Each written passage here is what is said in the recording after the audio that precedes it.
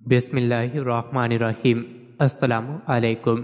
روزانہ واقعات سننے کے لیے اس چینل کو سبسکرائب کریں۔ ایک عابد نے خدا کی زیارت کے لیے 40 دن کا چلہ کھینچا۔ دن کو روزہ رکھتا اور رات کو قیام کرتا۔ اعتکاف کی وجہ سے خدا کی مخلوق سے یکسر کٹا ہوا تھا۔ اس کا سارا وقت آہوساری اور راز و نیاز میں گزرتا تھا۔ 36ویں رات اس عابد نے ایک آواز سنی، شام 6 بجے تانبے کے بازار میں فلاں تانبا ساز کی دکان پر جاؤ اور خدا کی زیارت کرو۔ عابد وقت مقررہ سے پہلے پہنچ گیا اور مارکیٹ کی گلیوں میں تانبا ساز کی اس دکان کو ڈھونڈنے لگا۔ اس دوران اس نے پریشان حال ایک بوڑھی عورت کو دیکھا جو تانبے کی دیگچی پکڑے ہوئے تھے اور اسے ہر تانبا ساز کو دکھا رہی تھی۔ اسے وہ بیچنا چاہتی تھی۔ وہ جس تانبا ساز کو اپنی دیگچی دکھاتی وہ اسے تول کر کہتا 4 ریال ملیں گے۔ وہ بڑھیا کہتی 6 ریال میں بیچوں گی۔ کوئی تانبا ساز اسے 4 ریال سے زیادہ دینے کو تیار نہ تھا۔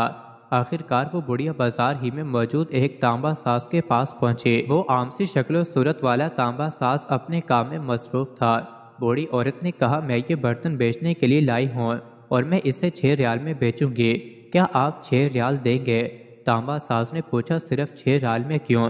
بڑی عورت نے دل کی بات بتاتے ہوئے کہا میرا بیٹا بیمار ہے، ڈاکٹر نے اس کے لیے نسخہ لکھا ہے جس کی قیمت 6 ریال ہے۔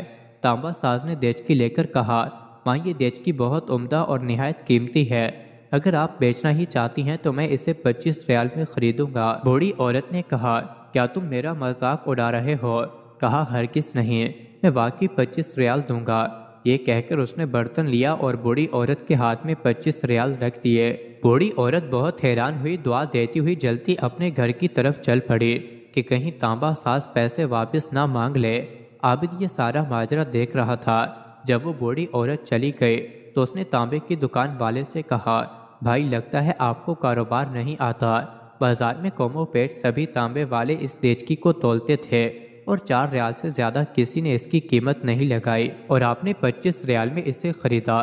تانبا ساز نے کہا تم نے سچ کہا، اس برتن کی اتنی قیمت نہیں ہے، لیکن میں نے برتن نہیں خریدا ہے، میں نے تو خدا کی رضا مندی کے لیے اس کی مدد کی ہے۔ میں نے اس کے بچے کا نسخہ خریدنے کے لیے اسے پیسے دیے ہیں، اسے وہ اپنے بچے کے لیے وافر مقدار میں دوائی لے سکے گی۔ میں نے اسے اس لیے یہ قیمت دی کہ گھر کا باقی سامان بیچنے کی نوبت نہ آئے اور اس کی پریشانی حل ہو جائے۔ عابد کہتا ہے میں سوچ میں پڑ گیا، اتنے میں غیبی آواز آئی چلہ کشی سے کوئی میری زیارت کا شرف حاصل نہیں کر سکتا، گرنے والوں کو سہارا دو اور نیک نیتی کے ساتھ ضرورت مند کا ہاتھ پکڑو، ہم خود تمہاری زیارت کو آئیں گے۔ مزید ایسی ہی ویڈیوز کے لیے چینل کو ضرور سبسکرائب کریں۔